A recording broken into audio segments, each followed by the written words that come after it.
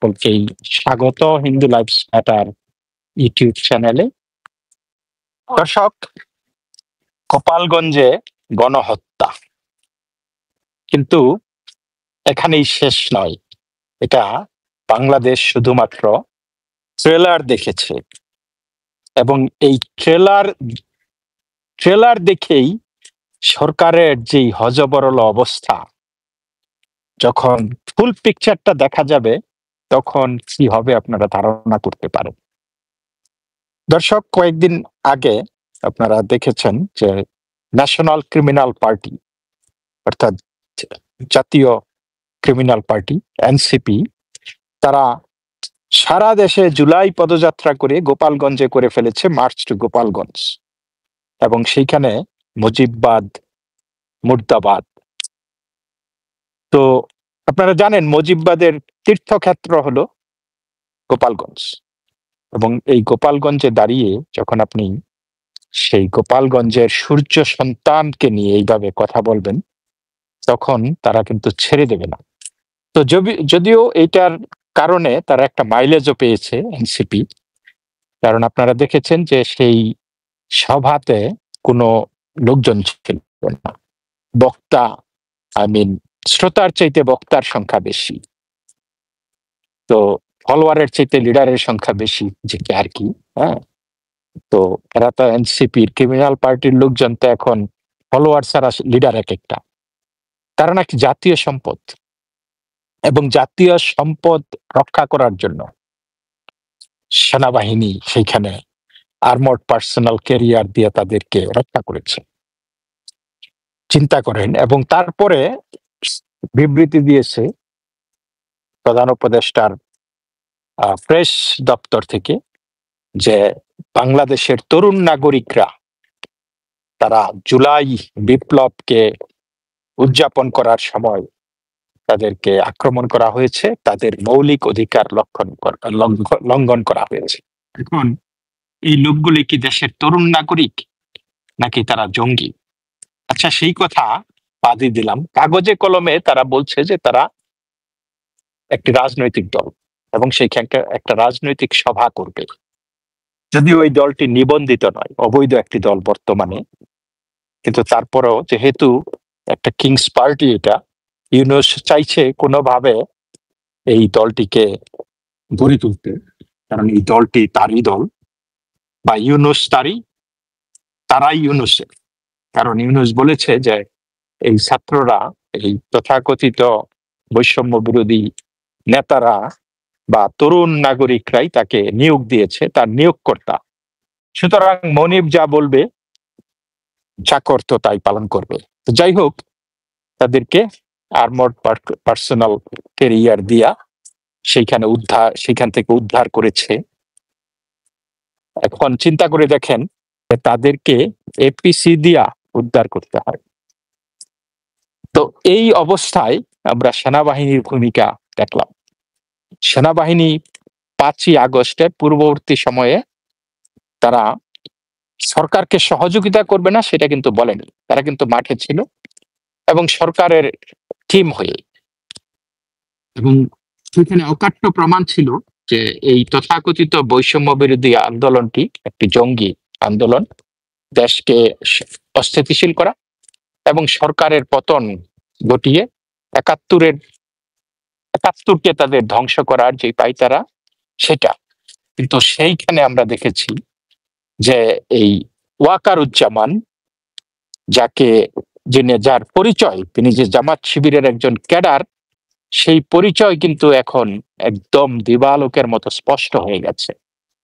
তো তিনি বলেছিলেন যে নিরস্ত্র সাধারণ জনগণের উপর গুলি করবেন না, তাদের পেশাদারী দেশপ্রেমিক সেনাবাহিনী নিরস্ত্র জনগণকে গুলি করবে না। ভালো কথা, কিন্তু গোপালগঞ্জে কি হলো দেখেছি। তারা তো উস্কানি দেয়নি, তারা পায়ে পাড়া দিয়ে ঝগড়াও লাগেনি, তাদেরকে উস্কানি দেওয়া হয়েছে, তাদের পায়ে পাড়া দিয়ে এই ন্যাশনাল ক্রিমিনাল পার্টির লোকেরা একটা ফ্যাসাদ সৃষ্টি করেছে এবং সেইখান থেকে তারা পেদানি খেয়েছে। তাহলে এটা শেয়ানা লড়াই হবে সেখানে দেশের সেনাবাহিনী কেন অংশগ্রহণ করবে? সেনাবাহিনী সেই রাজনৈতিক বিভেদের মধ্যে কেন যাবে? কিন্তু শুধু গিয়েছে এবং এই সেনাবাহিনী সেখানে একটা নৃশংস হত্যাকাণ্ড পরিচালনা করেছে। কতজন মারা গেছে আজ পর্যন্ত সরকার, সেনাবাহিনী তারা বলেনি। সেনাবাহিনী বলেছে যে আত্মরক্ষার জন্য তারা কঠোর পদক্ষেপ নিয়েছে, কিন্তু সেই কঠোর পদক্ষেপ যে গুলি চালানো হয়েছে সেটা তারা বলেনি। সরকারি যেই প্রেস দেখেছি সেইখানে তারা উল্লেখ করেছে যে কঠোর হস্তে দমন করা হবে এই নাগরিকদের, তরুণ নাগরিকদের অধিকার খর্ব করার কারণে যারা জড়িত তাদের বিরুদ্ধে। কিন্তু সেইখানে একটি বারের জন্য শোক জানানো হয়নি,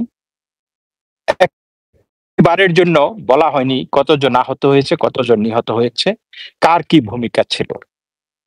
তো এই হলো শান্তিতে নোবেল পাওয়া ইউনূসের মানবতা, যে এতগুলি মানুষ মারা গেল সেটাকে স্বীকার করা বা তার জন্য ন্যূনতম দুঃখ প্রকাশ করারও প্রয়োজন মনে করেনি। অথচ যেই মানুষগুলি মারা গেছে সেই মানুষগুলি কিন্তু সাধারণ নাগরিক, তারা কোনো রাজনীতির সাথে জড়িত ছিল না। তারপরে কি হয়েছে, তড়িঘড়ি করে তারা এই মানুষগুলাকে কাউকে কবর দিয়েছে, কাউকে পুড়িয়ে ফেলেছে, এবং কোনো ধরনের ময়না তদন্ত ছাড়াই যে কিভাবে তারা মারা গেছে, কেউ কি হার্ট অ্যাটাক করেছে, কাউকে কি গুলি করেছে, মানে বিষয়টি কি, একটা অস্বাভাবিক যখন মৃত্যু হয় তখন কিন্তু সেই লাশের সুরতহাল করা উচিত, সেটা করা হয়নি। এবং আমরা জানতে পারলাম না কতগুলি লাশ পড়েছে, কতগুলি কি হয়েছে। তো এটা নিয়ে যখন দেশবাসী ক্ষুব্ধ হয়েছে, ক্ষুব্ধ প্রতিক্রিয়া ব্যক্ত করেছে, তখন আমরা দেখলাম যে এই স্বরাষ্ট্র উপদেষ্টা তিনি বিবৃতি দিলেন। কি বিবৃতি দিলেন? তিনি বিবৃতি দিলেন যে প্রয়োজনে লাশ মাটির থেকে তুলে, কবর থেকে তুলে এনে ময়না তদন্ত করা হবে। তো তারা তো বললেনই না যে কতজন মানুষ মারা গেলেন। এবং এই স্বরাষ্ট্র উপদেষ্টা এবং শিশু উপদেষ্টা আমরা দেখেছি তারা পুলিশের কন্ট্রোল রুমে বসে বসে জুসে চুমুক দিয়ে দিয়ে পরিস্থিতি মনিটরিং করতেছে। এবং সেই পরিস্থিতিটা কি ছিল? সেইখানে গণহত্যা চলছিল, এবং আসিফ মাহমুদ সেইখানে বলেছে যে আওয়ামী লীগকে খুন করে ফেলা হবে। তার মানে তারা খুনের নেতৃত্ব দিচ্ছিল, কন্ট্রোল রুম থেকে মনিটরিং করতেছিল। খুন করা কিন্তু তারা থামায়নি। তাহলে তারা কি করেছে? মনিটরিং করা মানে কি? যে তারা মারতেছে কিনা ঠিকঠাক মতো, তাই না? This is like a video game. এবং সেইখানে আবার ছবি দেয় এই জুসে চুমুক দিতে দিতে। মানুষ যখন এইরকম ঠান্ডা মাথায় খুন করতে পারে তাদেরকে আপনি কি বলবেন? নিশ্চয়ই জঙ্গি বলবেন, তাই না? এবং তারা তাদের জঙ্গিপনা দেখিয়ে দিয়েছে। এবং সেই সাথে মিলিটারি যে এই মেটিকুলাস ডিজাইনের একটা অবিচ্ছেদ্য অংশ ছিল, তারা যে 5ই আগস্টের পূর্ববর্তী সময়ে যে চুপচাপ ছিল, দাঁড়িয়ে ছিল এবং সরকারকে দুর্বল করার জন্য টিম প্লেয়ার হিসাবে তারা নেমেছিল, কিন্তু খেলেনি। না খেলে আপনার পুরা সরকারকে অরক্ষিত অবস্থায় রেখেছে, এবং এই জঙ্গিরা তখন সরকারকে টেক ওভার করেছে, সরকারকে ফেলে দিয়েছে। তো এখন দেশবাসী যখন পুরা ডিজাইনটা, মেটিকুলাস প্ল্যানটা বুঝতে পেরেছে, কথা বলছে, তখন বলতেছে যে তারা প্রথমে কিন্তু বয়ানটা দিয়েছিল যে উশৃঙ্খল জনতা হাসপাতাল থেকে লাশ ছিনিয়ে নিয়ে গেছে, এবং সেই কারণে এখন এই যে লাশ যে ছিনিয়ে নিয়ে গেছে, এই লাশগুলি উশৃঙ্খল জনতা কিভাবে নিয়ে যায়? সেখানে মিলিটারি আছে, পুলিশ আছে, লাশগুলি নিশ্চয়ই পুলিশ মিলিটারির হেফাজতে ছিল, তাহলে সেইখান থেকে কি করে ছিনিয়ে নিয়ে যায়? তো এখন আবার বলতেছে এই স্বরাষ্ট্র উপদেষ্টার সর্বশেষ বয়ান হলো যে লোকজনের, তারা কিন্তু ওইটার জন্য 300-400 মতো মানুষকে মামলা দিচ্ছে। তারা বলছে যে আমরা এটা আইনি ভাবে মোকাবেলা করবো, তাদেরকে ছিনিয়ে নিয়ে গেছে। অথচ আপনারা জানেন কোথায় কাকে কবর দেওয়া হয়েছে, কোথায় কাকে পোড়ানো হয়েছে, তাই না? কিন্তু সেখানে পুলিশ মিলিটারি যেতে পারতো ফোর্স নিয়ে সেই লাশ আনার জন্য, তারা কি সেই ব্যবস্থা নিয়েছে? নেয়নি।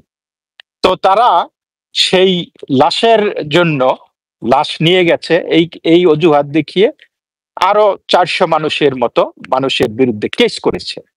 তাহলে সেই 400 মানুষ কি এই যারা মারা গেছে তাদের আত্মীয় স্বজনরা ছিল? যদি লাশ ছিনিয়ে নেয় তাহলে তো আত্মীয় স্বজনরাই নিয়েছে, বা এই স্বরাষ্ট্র উপদেষ্টা সর্বশেষ যেটা বলেছে যে আত্মীয় স্বজনরা নিয়ে ওটা কারো দাফন করেছে, কারো পুড়ে ফেলেছে। তাহলে ওই যে 400 মানুষের বিরুদ্ধে যে মামলা দেওয়া হলো, তারা কারা ছিল? তারা নিশ্চয়ই তাহলে লাশ নেয়নি। তিনি বলেছেন, চিকিৎসকেরা ময়নাতদন্ত করতে চাইলেও স্বজনেরা দেননি। তবে কয়েকটি লাশের ময়নাতদন্ত সম্পন্ন হয়েছে। তিনি বলেন, যেসব লাশের ময়নাতদন্ত করা সম্ভব হয়নি, প্রয়োজনে কবর থেকে উত্তোলন করে ময়নাতদন্ত করা হবে। তিনি আরও বলেছেন, গোপালগঞ্জের ঘটনায় অনেক সাংবাদিক জীবন বাজি রেখে লাইভ টেলিকাস্ট করেছেন। তাদের আমি ধন্যবাদ জানাই। লাইভের মাধ্যমে সাধারণ মানুষ ঘটনাটি দেখতে পেরেছে, সঠিক তথ্য পেয়েছে। দর্শক, তাহলে এই যে তার বক্তব্যের পরের অংশটুকু আমি আগে বলি যে অনেক সাংবাদিক জীবন বাজি রেখে লাইভ টেলিকাস্ট করেছে, তাদেরকে ধন্যবাদ জানাই। ঘটনাটি অনেকেই দেখেছে, সঠিক তথ্য পেয়েছে। ইয়াস, ঘটনাটি অনেকেই দেখেছে যে একজন মানুষকে গুলি করে, নিরপরাধ নিরস্ত্র অসহায় মানুষকে গুলি করে, পথচারী তাকে গুলি করে মিলিটারি বুট দিয়ে তার ঘাড় চেপে ধরে মৃত্যু নিশ্চিত করেছে। এটা কিন্তু মানুষ দেখেছে। মানুষ দেখেছে তাদেরকে অন্য পক্ষ থেকে কেউ গুলি করেনি। মানুষ কারো হাতে অস্ত্র ছিল না, বরং মিলিটারি বলছে গুলি কর, গুলি কর, টার্গেট করে গুলি কর। সবই দেখেছে মানুষ, দেখেছে কোনো পুলিশও মরে নাই, কোনো মিলিটারিও মরে নাই, মরেছে নিরস্ত্র জনতা। এইদিকে স্বরাষ্ট্র উপদেষ্টা বলছে আত্মীয় স্বজনরা নিয়ে গেছে, ওইদিকে বলছে উচ্ছৃঙ্খল জনতা।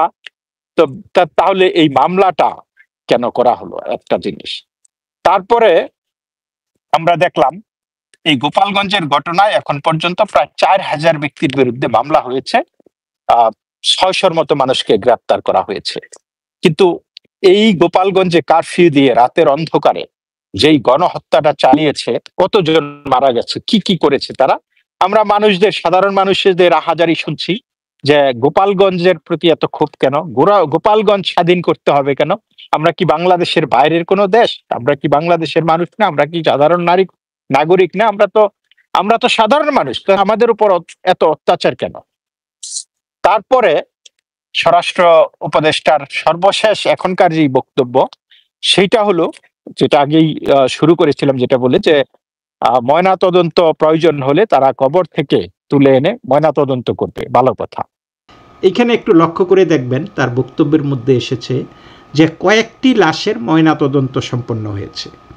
তাহলে কয়েকটি বলতে, কেউ যদি কয়েকটি বলে, আপনি কি একটা, দুইটা বা তিনটা বুঝবেন? অবশ্যই না। কয়েকটি শব্দের অর্থ 3 বা ততোধিক, 3, 4 আরও বেশি হইতে পারে, কয়েকটি লাশের। তাহলে এই যদি 3 বা আরও ততোধিক লাশের যদি ময়নাতদন্ত করা হয়ে থাকে এবং আরও লাশ নিয়ে গেছে, তাহলে সেই লাশ কয়টা নিয়ে গেছে? তাহলে আর যেগুলি করা হয়নি বলছে, সেগুলি তারা ময়নাতদন্ত করবে, আর বাকিগুলি কবর থেকে তুলে হলেও প্রয়োজন মতো ময়নাতদন্ত করবে। সুতরাং এই কথায় আমরা কি বুঝতে পারি? আমরা বুঝতে পারি যে বহু মানুষ নিহত হয়েছে, বহু মানুষ। এই যে তারা যে 4 জনের কথা বলে থেমে গেছে, সেটা কিন্তু না, বহু মানুষ নিহত হয়েছে। তবে সেই নাম্বারটা যে 4 না বা 5 না, এটা তো স্পষ্ট। স্বরাষ্ট্র উপদেষ্টার কথাই কিন্তু সেটা স্পষ্ট হয়ে যায় জানা যাচ্ছে বিভিন্ন জায়গায় এই পর্যন্ত 4 জন মিডিয়াতে এসেছে 4 জনের ব্যাপারে, হত্যার ব্যাপারে। কিন্তু সেটা ওই কারফিউ জারি করার আগে, গণহত্যা, রাতের বেলায় গণহত্যার আগে। এখন যেটা শোনা যাচ্ছে সেটা হলো যে প্রায় 300 মানুষের মতো মানুষ নিহত হয়েছে, সাধারণ মানুষ গোপালগঞ্জে। এখন এই 300 মানুষ তারা কিন্তু সাধারণ মানুষ ছিল। তাদের বাড়ি বাড়ি গিয়ে তাদের রাস্তায় যেখানে পারে তারা গুলি করেছে। এবং এই সেনাবাহিনী কিন্তু এটা কোনো ডাকাত বাহিনী না যে যত্রতত্র তারা গুলি করবে। দে আর ট্রেইন টু শুট, তাই না? এই তাদের একমাত্র কাজই হইছে ট্রেনিং দেওয়া, শুটিং এর জন্য ট্রেনিং দেওয়া। এবং তাদেরকে আরেকটা শিক্ষা দেওয়া হয় যে অ্যাভয়েড যে ক্যাজুয়ালিটি আর কি, অ্যাভয়েড যারা নাকি অসামরিক বেসামরিক লোকজন, নিরস্ত্র জনতা, তাদেরকে যাতে অ্যাভয়েড করা হয়। তাহলে এইখানে তো সবাই যারা মারা গেছে তারা নিরস্ত্র জনতা। কারণ সেই জনতার হাতে যদি অস্ত্র থাকতো তাহলে কই একজন পুলিশ, একজন মিলিটারি তো মারা যায়নি, মারা গেছে সব নিরস্ত্র সাধারণ জনতা। অথচ এই নিরস্ত্র সাধারণ জনতাকে রক্ষা করার দায়িত্ব কিন্তু বলেছিল যে ওয়াকারুজ্জামান, যে তাদের বিরুদ্ধে আমরা গুলি করব না, হ্যাঁ, তাদেরকে আমরা হত্যা করব না, তারা আমার দেশের জনগণ। তো আর যেই মিলিটারির, যেই পেশাদারি মিলিটারির কথা বলছেন, তাদের পেশাদারিত্বটা কোথায়? তাদের পেশার কাজ রয়েছে দুইটা, যে টার্গেট করা, কিলিং, যে যাকে মারতে চাইবো তাকেই মারবো, এবং মানে অবাধ্য সেই শুটটা হবে। আর যাকে মারতে চাইবো না তাকে অ্যাভয়েড করব, যতটুক সম্ভব সিভিলিয়ান অ্যাভয়েড করব। কিন্তু তারা তো দুই জায়গায় ব্যর্থ। আমরা দেখেছি ভিডিওতে যে অর্ডার দিচ্ছে যে টার্গেট করে গুলি কর, গুলি কর, টার্গেট করে গুলি কর, চিন্তা করছেন? এবং তারা টার্গেট করে গুলি করেছে। কিন্তু সেই অর্ডারটা আসেনি যে তোমার পেশাদারিত্ব, তোমার ট্রেনিং কে তুমি প্রয়োগ করো, যে সাধারণ মানুষের উপর গুলি করবে না। এখন এই জিনিসগুলি নিয়ে সারা বিশ্বে কিন্তু তোলপাড় চলছে। সব বিশ্বব্যাপী মানুষ, বিবেকবান মানুষ এবং জাতিসংঘ সহ আন্তর্জাতিক মহলে এই সেনাবাহিনীর বিষয়টা কিন্তু বিভিন্ন জায়গায় চলে গেছে, এবং সেটার প্রভাব যে কতটুকু পড়তে পারে সেটা খুব শীঘ্রই বোঝা যাবে। কারণ বিশ্বে যেইভাবে এই বিষয়টাকে ফলাও করে ছাপা হয়েছে বিভিন্ন পত্র পত্রিকায়, বিভিন্ন মিডিয়াতে, এটা it puts a spotlight on Bangladesh. এবং সেই জায়গা থেকে এই ডক্টর মোহাম্মদের ইউনূসের যে শান্তির যেই একটা ফাসাদ তার সামনে আছে, সেটা আসলে আপাদমস্তক একটা জঙ্গি। বাটপাররা যা করে আর কি, বাটপাররা অনেক কৌশলী হয়, তারা নানান কৌশলে একটা ন্যারেটিভ তৈরি করে। সেই শান্তির ন্যারেটিভটা কিন্তু খুব শীঘ্রই খুলে যাবে। পৃথিবী দেখবে যে ওই ওই প্রকৃত পিকচারটা। সরকার এবং মিলিটারি দেশের জনগণকে তাদের জঙ্গিপনার মাধ্যমে যেভাবে এলিয়েনেট করতেছে, সেখানে সশস্ত্র সংগ্রাম যদি শুরু হয়ে যায়, এবং সেটার সম্ভাবনা আছে। আমরা একটা রিপোর্ট শুনেছি যে বঙ্গবন্ধু গেরিলা বাহিনী নামে এক লোক বা কিছু লোক অলরেডি গোপালগঞ্জের ওসিকে হুমকে দিয়েছে, এবং দেওয়ালে পিঠ থেকে গেলে এবং প্রকৃত দেশপ্রেমিকরা তাদের দেশমাতৃকাকে রক্ষা করার জন্য তারা কিন্তু ঝাঁপিয়ে পড়তে দ্বিধা করবে না। আমরা নাসিরউদ্দিন পাটোয়ারিকে শুনলাম, সরকার যদি এই আওয়ামী লীগের তাণ্ডব বন্ধ করতে ব্যর্থ হয়, আর্মি যদি ব্যর্থ হয়, তাহলে সশস্ত্র সংগ্রাম তারা করবে। তারা কিন্তু সশস্ত্র সংগ্রাম করছে। সুতরাং আমরা জানি সামনে একটা যুদ্ধ আছে। সো পিকচার আবি বাকি হ্যায়।